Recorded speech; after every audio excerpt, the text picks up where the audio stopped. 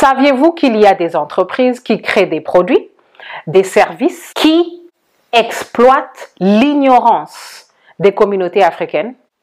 Mais nous allons apprendre comment détecter ce genre d'arnaque. Bonjour, c'est Finançoyer avec Anania.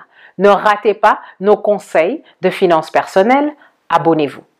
Le problème du jour est que nous avons vu beaucoup d'Africains de la diaspora coincés dans des contrats avec des termes pourris. Ces termes sont pourris en fait parce qu'ils ne sont offerts qu'aux Noirs, qu'aux communautés minoritaires. Il y a des solutions. Une chose à faire, c'est de connaître les termes d'engagement avant d'approcher n'importe quelle entreprise pour une transaction. Vous devez connaître les critères et même excéder les critères.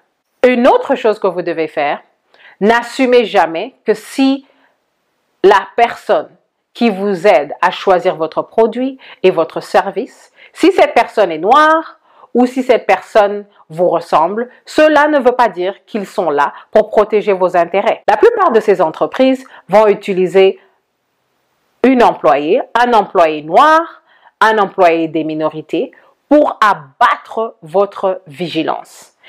Par exemple, si je vais à la banque et la personne en face de moi est noire, je ne peux pas assumer qu'ils sont là, que cette personne est là pour protéger mes intérêts.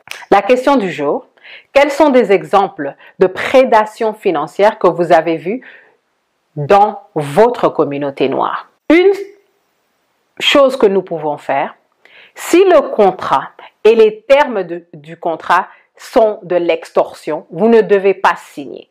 Je peux donner un exemple. Si on vous donne un taux d'intérêt à 24% et les communautés non minoritaires reçoivent des intérêts à 4%, vous devez refuser de signer. En fait, vous devrez apprendre à gérer les conversations pour que les termes sur le contrat vous soient le plus favorables. Et une manière de faire cela, c'est de vous renseigner avant de commencer la transaction. Et ce sera plus difficile pour eux d'essayer de vous arnaquer.